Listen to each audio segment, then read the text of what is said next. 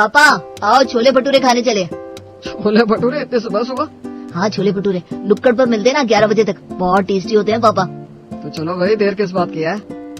अरे अकेले अकेले कहाँ जा रहे हो आप लोग? छोले भटूरे खाने जा रहे हैं भैया, आप भी चलो ना। चलो फिर। अरे सुनील जरा मेरा 1 मिनट, तुम तीनों बाहर कहाँ जा रहे हो इस टाइम?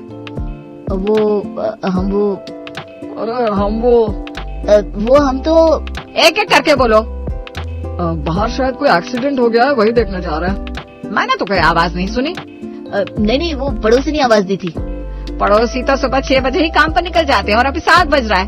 सुनील तुम सच सच बताओ, ये बाप बेटे तो 1 नंबर के झूठ है। वो छोले भटूरे खाने जा रहे हैं माँ।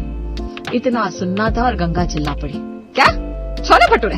ये किसका आइडिया था? बोलो, जवाब दो। मेरा माँ। राजन, माना कि तुम घर के सबसे छोटे सदस्य हो, लेकिन कोई बच्चे नहीं हो जो तुमको इतना भी नहीं पता कि तुम्हारे पिताजी की सेहत के लिए छोले भटूरे कितने हानिकारक हैं, और तुम उन्हें सुबह सुबह छोले भटूरे खिलाने ले जा रहे हो। इसमें इतनी बड़ी बात क्या हो गई? आप तो चुप रहो जी, जब तबीयत बिगड़ती है तब पता चलता है क्या बड़ी बात हुई। चलो फटाफट वापस सब लोग डाइनिंग टेबल पर बैठो, मैंने हल्दी नाश्ता बनाया है, चुपचाप वो खाओ। Okay okay okay. वर्मा परिवार का मुखिया कहने के लिए तो मदन था, लेकिन उस घर की बॉस उसकी पत्नी गंगा ही थी, जो अपने पति मदन के साथ साथ अपने दोनों बेटों सुनील और राजन पर भी हुक्म चलाया करती थी। एक दिन जब गंगा रसोई में खड़ी खड़ी सब्जी काट रही थी, अचानक उसे कुछ याद आया। सुनील, अरे ओ सुनील जरा आ तो बेटा, आलू की सब्जी में जरा नमक चख ले, मेरी जीभ का तो स्वाद ही बेकार हो गया है। लेकिन उधर से कोई जवाब नहीं आया। सुनील सुन नहीं रहा क्या? कान में रुई ठूस ली है? फिर भी सन्नाटा। गंगा ने चाकू टेबल पर पटका और तमतमाते हुए चल पड़ी सुनील के कमरे की ओर। कमरे का दरवाजा आधा खुला था।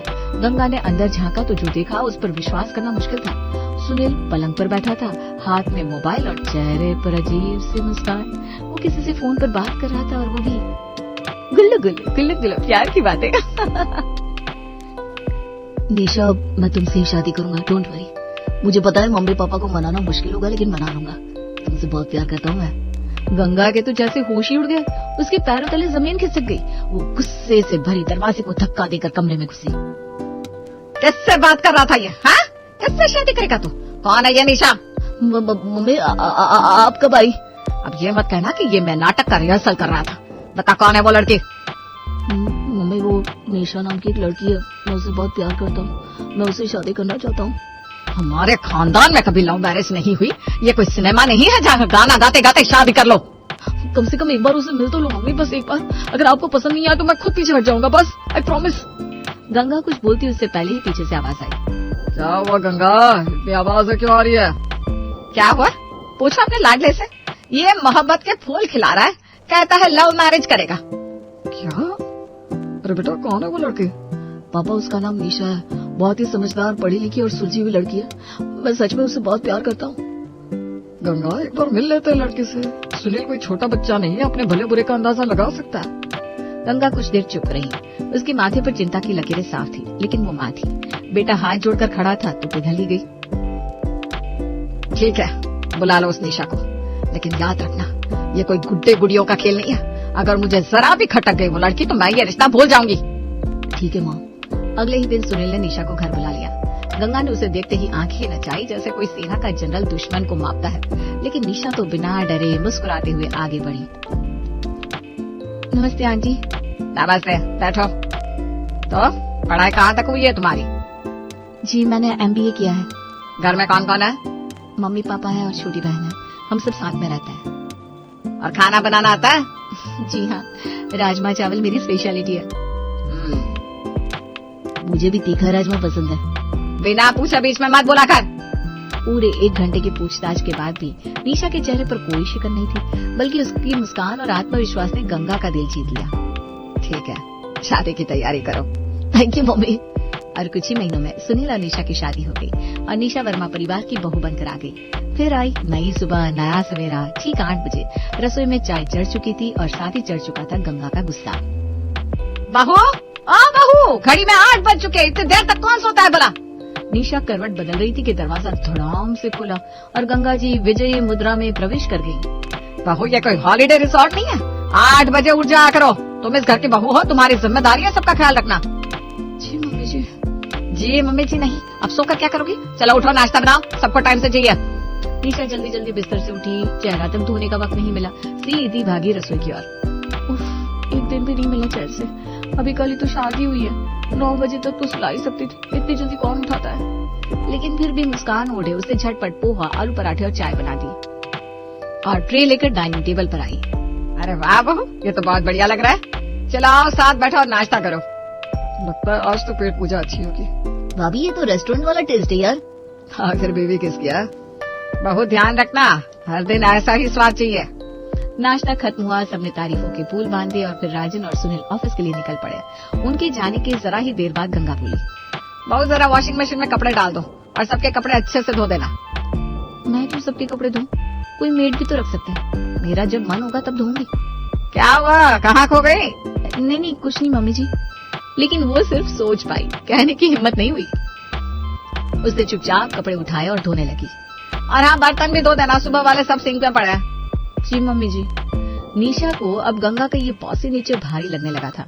सारा दिन बस काम काम और काम। शाम हुई, रात हुई और डिनर के बाद सब अपने अपने कमरों में चले गए। रात के 11 बजे निशा अपने कमरे में अपने मोबाइल पर गाना सुन रही थी, साथ ही अपनी सहेली रुचि से बातें कर रही थी।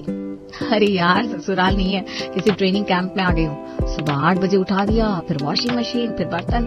अरे हर बात पर नियम, लाइट्स ऑफ हो जाने चाहिए। मतलब 11 बजे के बाद तो सांस भी ना लो। तू तो जैसे जेल में है यार, तूने तो कहा था तेरी सास बहुत मॉडर्न है। और तभी धीरे से दरवाजा खुला और वहाँ खड़ी थी गंगा, अपनी पूरी आक्रोश की मुद्रा में। बहू, क्या हो रहा है ये? घर की बातें बाहर वालों से? ये तमीज है तुम्हारी? अपने घर की इज्जत दूसरों के सामने उछाल रही हो। मम्मी जी, मैं बस कुछ नहीं। कोई मर्यादा है कि नहीं? रात के 11 बजे तक मोबाइल, बातें, हंसी मजाक और ऊपर से शिकायतें। क्या यही संस्कार लेकर आई हो? निशा चुपचाप खड़ी रही। उसका चेहरा उतर चुका था, आंखें नम हो चली थी।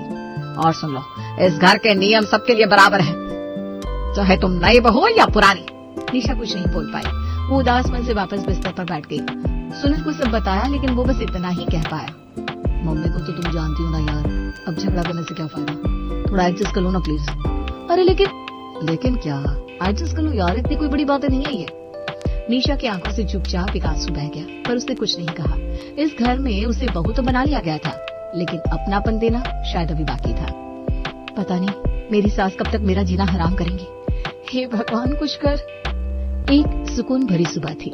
निशा किचन में खड़ी होकर चाय चढ़ा रही थी और सोच रही थी कि आज शायद दिन थोड़ा बेहतर होगा। तभी अचानक, बहू कहाँ मर गई? गंगा की आवाज सुनते ही निशा के हाथ से चम्मच गिरा और उसका दिल धक धक करने लगा। वो दौड़ती हुई ड्राइंग रूम में पहुंची, जैसे कोई ऐलानी जंग होने वाला हो। क्या हुआ मम्मी जी, सब ठीक है ना? मैं जरा अपने मायके जा रही हूँ, 1 हफ्ते बाद लौटूंगी। ये सुनते ही निशा तो जैसे खिल उठी। उसकी आंखों से सितारे चमकने लगे। होठों पर हंसी का पटाखा फूटा और वो खुद को रोक नहीं पाई। क्या बात है, यानी मतलब वाह मम्मी जी। वो खुशी से उछल पड़ी, जैसे कोई गुलाम आजाद हो गया हो। इतना भी क्या खुश हो रही हो? मैं मर थोड़ी रही हूँ, बस मायके जा रही हूँ। नहीं मम्मी जी, मेरा वो मतलब नहीं था, मैं तो बस यूं ही। इतने में पूरा परिवार जमा हो गया। मदन, सुनील और राजन सब आ पहुंचे। गंगा ने सबको अपने जाने की सूचना दी। और हाँ सुनो सब लोग, सुनील की बुआ जी आ रही हैं, सरस्वती बुआ, 1 हफ्ता रहेंगी। जिनके भी जीवन में मसालों की कमी है ना, अब वो पूरा हो जाएगा। अरे वाह, मेरी बहन आ रही है। भाभी को पता नहीं है कि बुआ जी क्या बवाल है। अब ससुराल की असली तालीम शुरू होगी। थोड़ी देर में गंगा अपनी साड़ी समेटे बड़े शान से निकल गई। उनके जाते ही निशा को ऐसा लगा मानो जेल के दरवाजे खुल गए हो। वो ड्राइंग रूम से लेकर छत तक ऐसे घूम रही थी जैसे कोई रानी हो। कभी बाल खोलती, कभी तकिया फेंकती, कभी मोबाइल पर गाने लगाती। अब कोई टाइम की पाबंदी नहीं है, अब गाने भी गूंजेंगे और नाच भी।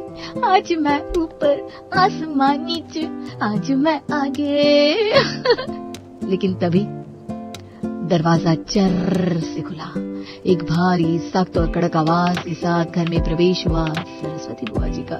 उनके हाथ में एक बड़ा सा बैग था, आंखों में एक्सरे वाली नजर और चेहरे पर ऐसा रौब कि दीवारें तक सीधी खड़ी हो जाए। हेलो बुआ जी, कैसे हैं आप? बुआ नहीं, बुआ सास। और मैं ये हेलो हाय नहीं करती, नमस्ते कहो पूरे आदर से। निशा ने फटाफट दोनों हाथ जोड़े। नमस्ते बुआ सास। बस ऐसे ही, पहली बार मिल रही हो, कम से कम पैर तो छुओ। निशा ने झुककर पैर छुए। सरस्वती ने उसकी पीठ पर जोर से थाप दी। जीती रहो। अब जरा पल्लू सिर पर रखो बहू, बहू ऐसे खुले बाल और खुला सिर लेकर घर में नहीं घूमती। इतने में मदन, सुनील और राजन भी वहाँ पहुँच गए। सुनील और राजन ने बुआ जी के पैर छुए, लेकिन उनके चेहरों पर डर साफ झलक रहा था। चलो अब सब बैठो और बहू जरा राजमा चावल बना दो। सुना है वो तुम्हारी स्पेशलिटी है। आज घर की रसोई में तुम्हारा पहला इम्तिहान होगा। जी ठीक है। निशा ने चुपचाप रसोई का रुख किया। उसने मेहनत से राजमा चावल बनाए, पर खाने के बाद भी बुआ जी ने एक शब्द तक तारीफ नहीं की। राजमा तो ठीक ही है, पर चावल थोड़े नरम होने चाहिए थे। और हाँ, लहसुन थोड़ी कम डाली होती तो ज्यादा अच्छा स्वाद आता। आगे से ध्यान रखूंगी। शाम ढली, रात बीती और अगली सुबह निशा के कमरे के दरवाजे पर जोर का ठक ठक हुआ। बहू 6 बज गए हैं। बहुओं को तो सूरज से पहले उठना चाहिए। निशा की आंखों से नींद उड़ गई। वो हड़बड़ाकर उठी। हे भगवान, मम्मी जी तो 8 बजे उठाती थी, ये तो सुबह 6 बजे ही पीटी करवा लेंगी। उठी कि नहीं बहू? जल्दी उठ। जी उठ गई हूँ, आ रही हूँ। वो बाहर निकली और पूजा की थाली सजाने लगी। तभी बहू पहले नहा कर आओ। बिना नहाए पूजा करोगी? कितना पाप चढ़ेगा। तुम में कुछ समझ है कि नहीं? निशा चुपचाप बाथरूम में घुसी, नहाई, फिर पूजा की, फिर नाश्ता बनाने में जुट गई। लेकिन इस बार भी ठीक है, पर थोड़ा घी ज्यादा होना चाहिए था। अरे बुआ सही तो है। अरे चुप रह जोरू के गुलाम। तुझे कुछ पता भी है खाने पकाने के बारे में? बाकी सब ऑफिस निकल गए। अब घर में सिर्फ 2 आत्माएं थी, निशा और तूफान यानी सरस्वती बुआ।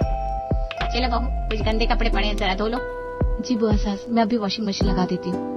Washing machine? आजकल की बहुएं तो हाथ से काम करना ही भूल गई है। मशीन में कपड़े डालकर नखरे दिखाना आता है, पर रगड़ना नहीं आता। अपने कपड़ों का जो करना है करो, पर मेरे और मेरे भाई के कपड़े जरा भी खराब हुए तो समझ लेना। चुपचाप हाथ से धो चलो। निशा के तो जैसे पैरों के नीचे से जमीन खिसक गई। उसे लगा जैसे उसे छोटी जेल से निकालकर बड़ी जेल में डाल दिया गया हो। ये तो मेरी सास से 10 नहीं 100 कदम आगे है। अब क्या मिक्सचर भी पैर से घुमाकर चलवाएंगी मुझसे? सारा दिन निशा ऐसे काम करती रही जैसे कोई रोबोट। फिर रात हुई, 8 बजे डिनर निपट गया। 9 बजे तक पूरा घर खाना खाकर अपने अपने कमरों में आराम से बैठ चुका था। अब तो मेरा फ्री टाइम शुरू। थोड़ा गाना सुनूंगी, थोड़े गप्पे मारूंगी रुचि से। उसने रुचि को कॉल करी और सब बताने लगी। तेरी बुआ सास तो सुपर वुमन निकली रे। और यार, मम्मी जी से तो फिर भी डील हो जाता था, ये तो बवाल मचा देती है हर बात पर। और अब सुन, आज कह रही थी। और तभी सरस्वती बुआ की आवाज गरजी।